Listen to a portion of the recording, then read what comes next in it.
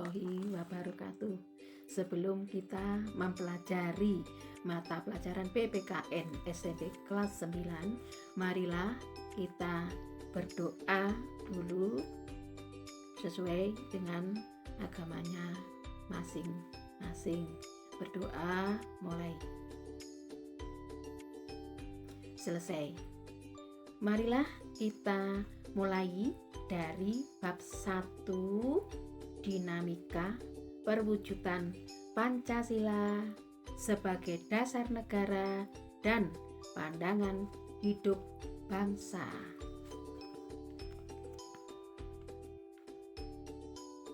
Tujuan kalian mempelajari dinamika perwujudan Pancasila sebagai dasar negara dan pandangan hidup bangsa adalah: pertama, kalian bisa mengamati dinamika atau berbagai macam yang terjadi di masyarakat.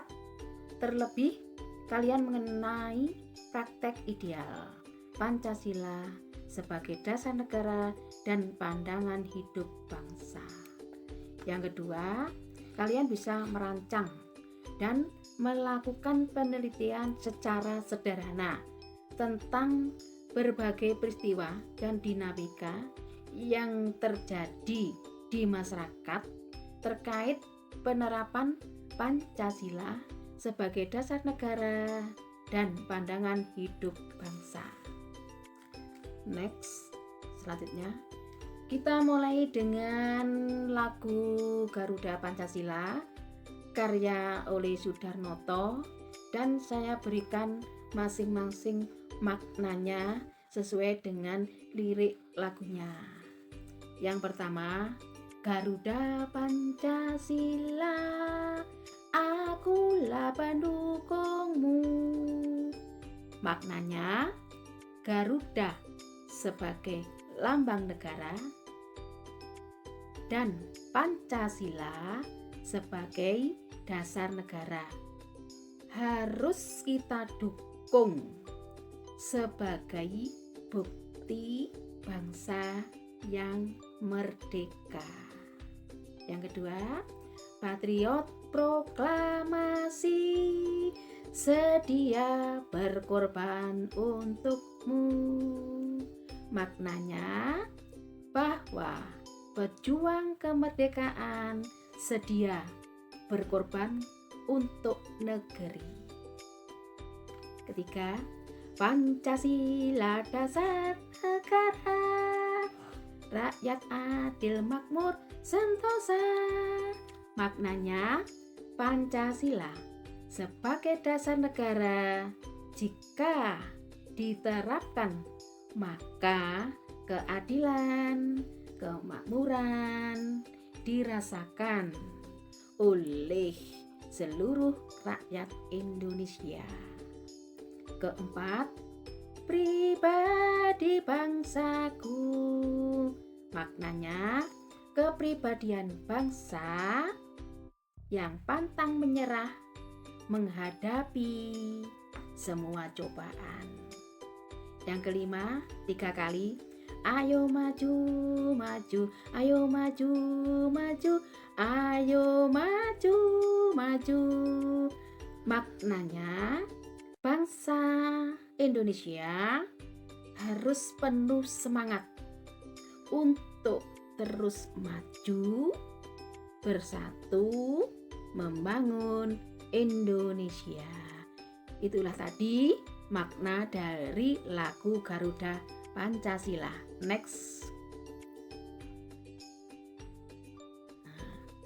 kita bahas yang pertama, A, yaitu penerapan Pancasila dari masa ke masa. Di sini dibagi menjadi 4 masa dalam penerapan Pancasila. Masa yang pertama adalah masa awal kemerdekaan, dimulai tahun 1945 sampai 1959,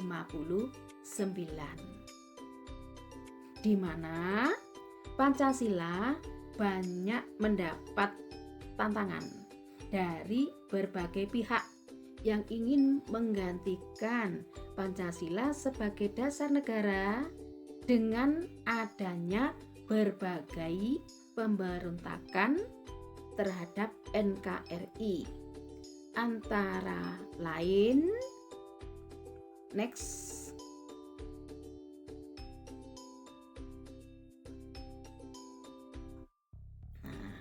Antara lain di sini saya jelaskan.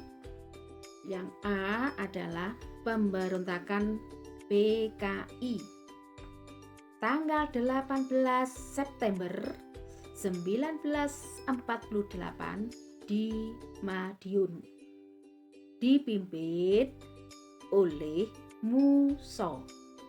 Tujuannya mendirikan negara Soviet Indonesia yang berideologi komunis. Yang B, pemberontakan TII.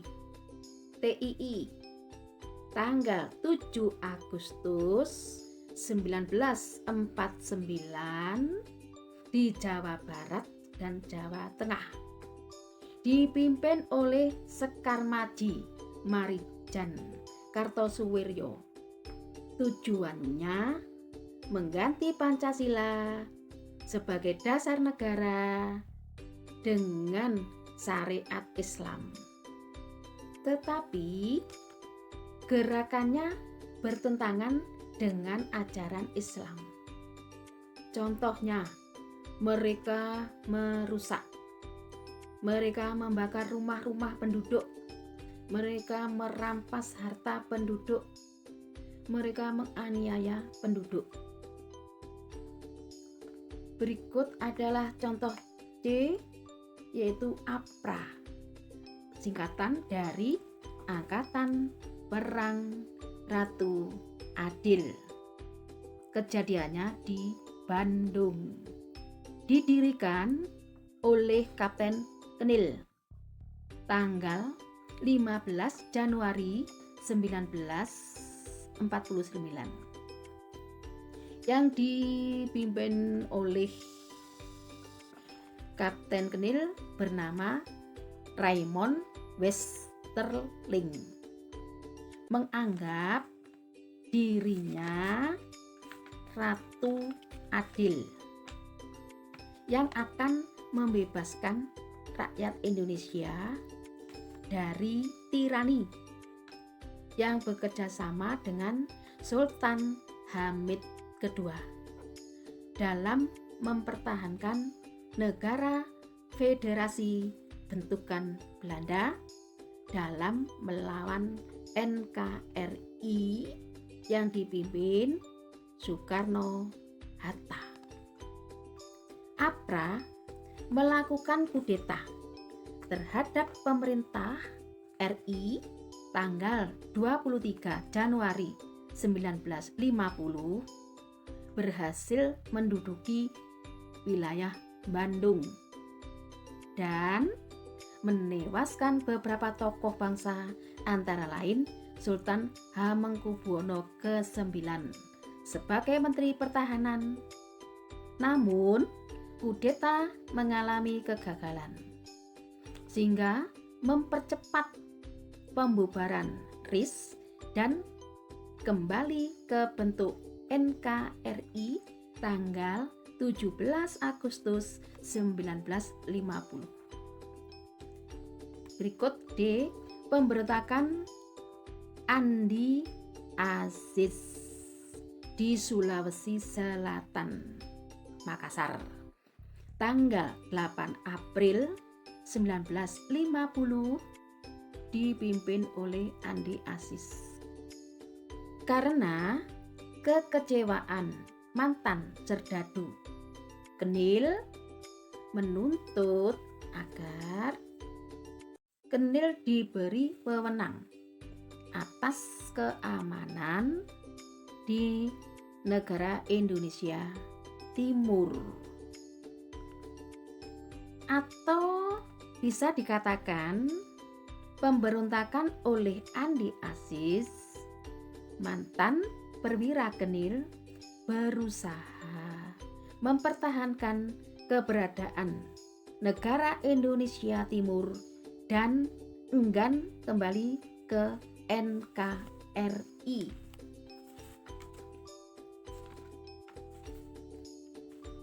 Berikutnya adalah yang E, tentang pemberontakan RMS Republik Maluku Selatan.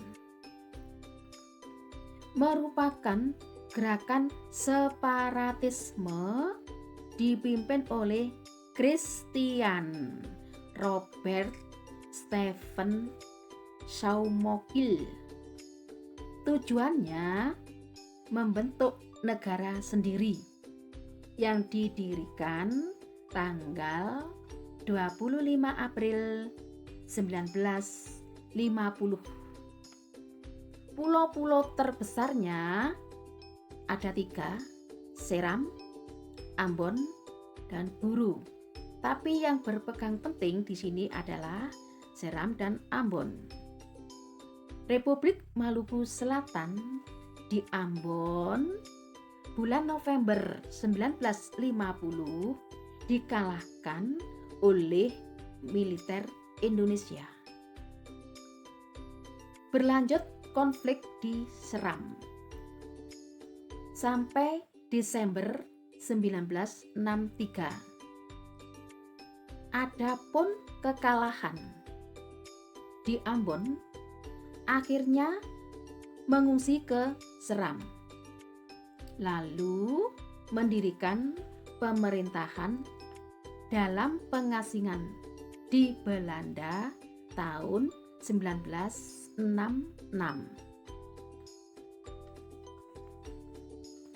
Kita lanjutkan, berikut adalah masa yang kedua. Nah, ini masa yang kedua adalah masa Orde Lama atau Orla, mulai tahun 1959 sampai 1966. Dikenal sebagai periode demokrasi terpimpin, di mana seluruh keputusan dan pemikiran dalam pemerintahan negara berpusat pada pemimpin negara. Pada saat itu Presiden Soekarno, dengan alasan 1, banyaknya gerakan separatis menyebabkan ketidakstabilan negara. 2, tersendatnya pembangunan ekonomi, sering terjadinya pergantian kabinet sehingga program pembangunan tidak berjalan dengan semestinya.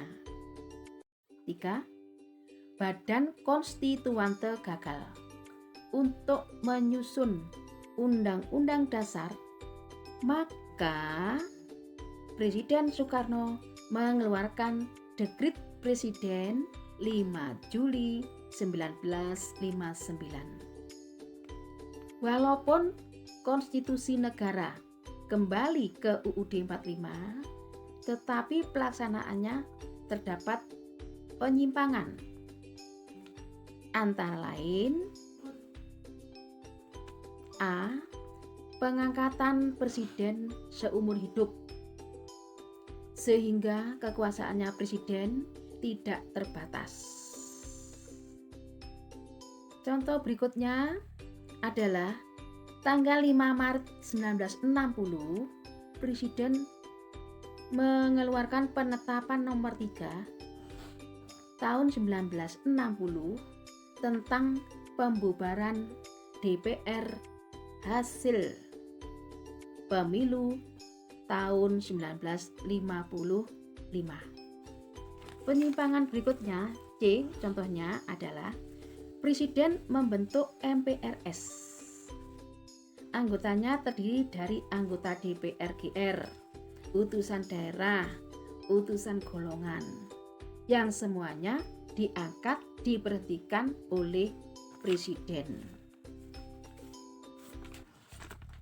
Tanggal 30 September 1965 terjadi pemberontakan PKI. Dipimpin oleh Aidit, tujuannya menjadikan Indonesia negara komunis Uni Soviet dan Pancasila diganti paham komunis, namun dapat digagalkan. Kita lanjutkan masa yang ketiga adalah Orde Baru atau Orba. Pelaksanaannya tahun 1966 sampai 1968.